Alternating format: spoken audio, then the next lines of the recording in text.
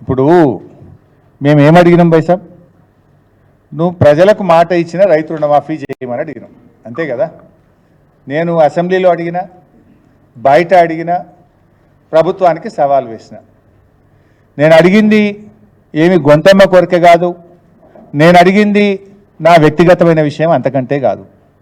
నువ్వు ఆ రోజు డిసెంబర్ 9 నాడే 2 లక్షల రుణమాఫీ చేస్తానని, రైతులందరూ పరిగెత్తి బ్యాంకులకు వెళ్ళి అప్పులు తెచ్చుకోండి, మొదటి సంతకం రుణమాఫీ మీదనే అని చెప్పి నువ్వు మాట్లాడినావు. నువ్వు డిసెంబర్ 9 చేయలేదు. ఏనాడే గద్దెనెక్కినావు, 2 రోజుల ముందే ఎక్కినావు, కానీ డిసెంబర్ 9 రుణమాఫీ చేయలేదు.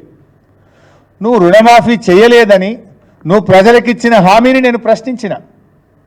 ఒక ప్రధాన ప్రతిపక్ష పార్టీగా ప్రశ్నించడం నా బాధ్యత, నా హక్కు, ప్రజలు నాకు ఇచ్చిన బాధ్యత. నేను నిన్ను ప్రశ్నిస్తే నువ్వు 15 ఆగస్టులోకి చేస్తా అని కొత్త డెడ్ లైన్ పెట్టినావు. పోనీ ఆ 15 ఆగస్టులోగానైనా చేసినావా అంటే ఆ 15 ఆగస్టు లోపు కూడా నువ్వు రుణమాఫీ చేయలేదు. చెప్పింది 46 లక్షల మంది రైతులు, చేసింది 22 లక్షల మందికి.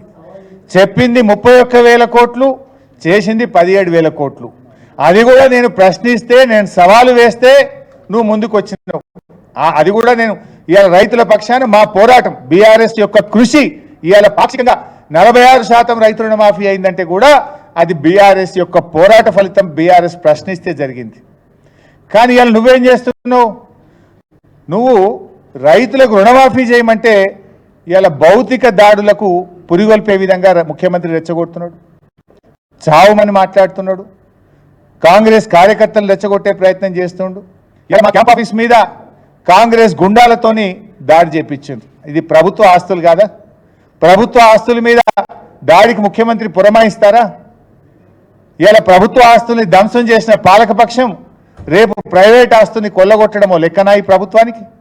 ఏం సందేశం ఇస్తున్నారు ముఖ్యమంత్రి గారు? మీరు ఇలా దాడులు చేస్తే రాష్ట్రానికి పెట్టుబడులు వస్తాయా? పెట్టుబడులు పెట్టే వాళ్ళు ముందుకు వస్తారా? నువ్వు అమెరికా, కొరియాకు వెళ్ళింది పెట్టుబడులక, ప్రతిపక్ష నేతలపై దాడులకు శిక్షణ పొందడానికి పోయినవా అని నేను అడుగుతా ఉన్నా. ఇవాళ నీ బూతులతో రైతులకు రుణమాఫీ పూర్తి కాదు. ఇవాళ నీ తిట్లతో రైతుల అకౌంట్లలో కోట్లు పడాయి. ఇవాళ నువ్వు నీ అసమర్థత, నీ చేతగాంతనం, నీ ఫెయిల్యూర్, రైతులకు నువ్వు మోసం చేసిన నీ దగాకోరుతనం బయటపడుతుందని చెప్పి ఇలా డైవర్షన్ టాక్టిక్స్ చేస్తూ, ప్రశ్నించిన వాళ్ళ మీద దాడులు చేస్తూ, ఇవాళ మా కార్యాలయాల మీద దాడులకు పాల్పడుతున్నాడు ముఖ్యమంత్రి గారు. ప్రజలు అన్నీ గమనిస్తున్నారు. మేమేమి ఈ దాడులు మాకు కొత్త ఏం కాదు. సమైక్యవాదులు ఆ రోజు మా మీద ఎన్నో అక్రమ కేసులు పెట్టిండ్రు, మా మీద ఎన్నో దాడులు జరిగినాయి. అయినా మేము భయపడలే. మేము తెలంగాణ ప్రజల పక్షాన పోరాటం చేసినాం, తెలంగాణ రాష్ట్రాన్ని సాధించినాం.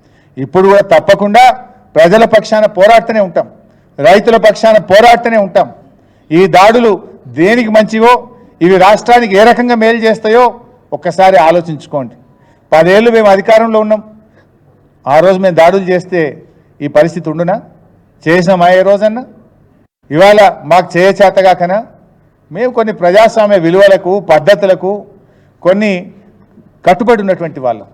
కానీ మీరు ఇవాళ ప్రశ్నించిన వాళ్ళపై దాడులు చేస్తూ, ప్రజల పక్షాన నిలబట్టే సమాధానం చెప్పలేక వ్యక్తిగతమైనటువంటి దాడులకు, మా కార్యాలయాలపైన దాడులకు పాల్పడతా ఉన్నారు.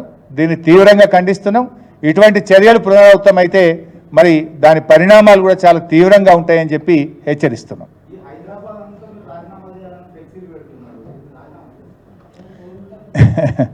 ఇప్పుడు రాజీనామా చేయాల్సింది రేవంత్ రెడ్డి. ఇందాక నేను చెప్పినట్టు చోరు ఉల్టా కోత్వాల్కు డాంటే అన్నట్టు మోసం చేసింది ఆయన, మాట తప్పింది ఆయన, ఇచ్చిన మాట నిలబెట్టుకోకుండా 31,000 కోట్లు 15 ఆగస్టులోగా చేస్తాని 17,000కే చేతులెత్తి రాజీనామా చేయచాతగాక ముఖం చెల్లక ఉల్టా నా మీద ఇంకా హోర్డింగ్లు పెట్టించే ప్రయత్నం చేస్తుండ్రు. మరి ఆయన మీద కూడా రాజీనామా చేయమని హోర్డింగ్లు వచ్చినాయి హైదరాబాద్లో. ఇలా ఆయన కూడా రైతులను మోసం చేసిన రేవంత్ రెడ్డి రాజీనామా చేయమని హైదరాబాద్లో చాలా హోర్డింగ్లు వచ్చినాయి, పోస్టర్లు పడ్డాయి.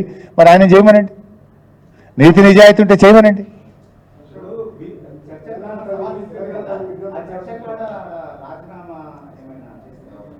ఏమంటారే?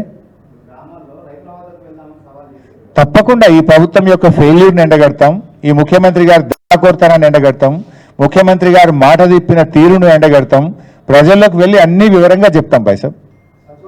అది నిన్న దేశపతి చెప్పిండు, మళ్ళీ నేను దేశపతి నిన్న చెప్పిండు కదా, మా పార్టీ లైను నిన్న ఎమ్మెల్సీ దేశపతి శ్రీనివాస్ గారు చెప్పింది కదా.